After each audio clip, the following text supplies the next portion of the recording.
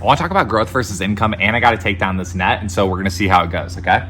And so what do I mean by growth versus income? To be honest, I never really super thought about it before, because I never, like, it comes from the classic, like, 60-40 portfolio of where you have some stocks and you have some bonds. But what's funny is, like, I just never was going to do that anyway. So, like, I never picked the target date fund.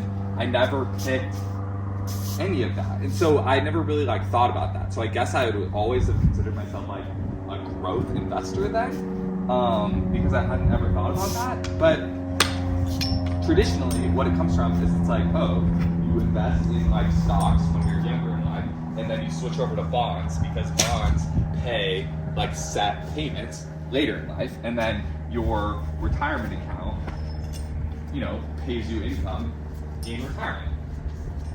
I don't know. I never thought about it like that. But what's different now is after lots of years of stacking Bitcoin, which is effectively just a large growth investment.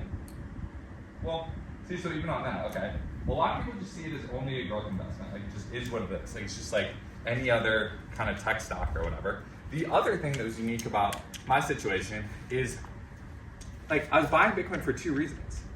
Like, primary reason, or, I mean, it would go back and forth on which one was the primary reason, which one was the secondary reason. But most likely, the primary reason was always, to get rich, like, because of the giant upside. Like, why are you buying Bitcoin? Because of the giant upside. Okay, but what's the secondary reason? The secondary reason was the underlying populist message of it being better than fiat money. And I can't, like, genuinely, that is what, like, motivated me for a long time, like, in the early days. And I'm not unique in that. A lot of people said the same thing. Like, that was like all the friends on Twitter, that entire community, like, Bitcoin maximism compared to, like, being focused and liking other crypto, like, it all kind of comes back to that there is this, like, huge, like, philosophical underpinning for Bitcoin that nothing else, no other, like, investment really has. And so what does that have to do now with the, like, growth versus income thing? Now what's happening is I think a lot of Bitcoiners have stacked Bitcoin for a long time, and the philosophical part effectively played out. Like, it played out. Bitcoin is now being talked about at the highest level of power in the world. And you can debate at the edges, like, okay, well, it's not anti-establishment anymore because now the government, you know, adopted it or whatever. Or because now Wall Street and crypto Bitcoin treasury companies are investing in it. It's no longer as anti-establishment as it used to be. And I don't take that position, honestly. Like, I take it all as validation that Bitcoin won. Bitcoin did win. Bitcoin, like, that's all validation that, like, Bitcoin is better than fiat money. The fact that companies are holding it on its balance sheet instead of dollars is why it's better. And what's become more apparent even recently too, that a lot of people have been doing a good job of articulating, is Bitcoin's volatility being uniquely different than every other stock and every other commodity out there makes, like, financial engineering on Wall Street easier with it. And so it actually serves an actual need for volatility in people's portfolios, which is just another tailwind. I think every tailwind for Bitcoin is good. Every tailwind for Bitcoin is good because it's going to need a ton of tailwinds in order to replace fiat money. And Bitcoin replacing fiat money is the number one thing that could happen to make society, like, a better place because of all the corruption involved in fiat money. And so all that's still there. So what does that have to do with income versus growth? What that has to do is Bitcoin itself doesn't provide a yield.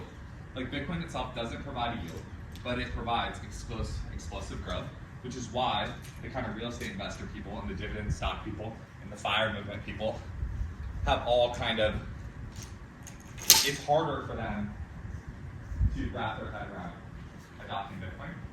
because they like yield and they like cash flow. And even when I put out a poll to the audience on this channel, like the primary audience of this channel is 35 to 55-year-olds referred by other crypto channels. When I posted a poll to this channel, if you had to pick one, would you pick principal growth or would you pick income? 70% of the poll chose they would pick the passive income. So that's interesting. That's so interesting. Because I think I always would have probably put myself in the principal growth perspective. But I can feel myself transitioning to the income side. And I think that's a part of getting older. Like it's a part of getting older and having kids now. But we already did the growth. We already did the growth part of our investment. We did it. And now starting to really think about like income, starting to think about work optionality, starting to think about lifestyle design, that kind of stuff. But so, okay, that then opens up another big question, which is, so bonds are out for income, because Bitcoin's replacing bonds. The new thing that's happening is like covered call ETFs. Covered call ETFs on growth assets are kind of like a blend of the growth plus the covered calls are selling away some of the upside to produce income today. MSTY, Misty, is the largest example of this today in the Bitcoin community. And there's been a lot of buzz about it. And I think people are kind of organically starting to think about this growth versus income thing. But then what happens is you start to ask your mouth, but then the one knock on covered call funds is,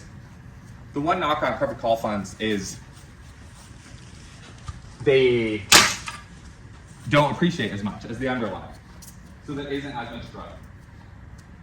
Okay. So then it's basically like a kind of a cost benefit analysis on which is better, the growth or the income.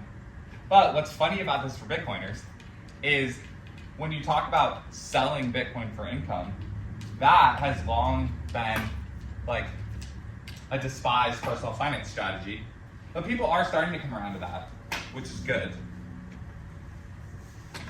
But and honestly, a lot of that was all tied back to the philosophical part that started a lot of people. Because if you were selling for income back then, you were seen as like, oh, selling back to fiat, and selling back to fiat is bad because we're trying to have Bitcoin replace fiat money. But now I think the path to Bitcoin replacing fiat money is just becoming just so entrenched in the system. And that's all of the mixed thoughts on kind of growth versus income and why you're seeing a lot of excitement around Misty, because I think people they've stacked a bunch of growth for a lot of years, and now they're transitioning into being in the suburbs, having kids, like buying homes. And also, this is what crypto people always wanted, the passive income. Like people that are obsessed with DeFi and obsessed with kind of on-chain finance, I think they've always leaned income oriented versus growth oriented because of wanting the yield. Proof of stake, like literally proof of stake is like wanting the risk-free rate of the passive staking. And so I wonder how much of the like Bitcoin versus Ethereum, Bitcoin versus Solana stuff up to this point, it's not so much a tech discussion, it's not so much like a shitcoin discussion, and it's just literally the tension between income and growth.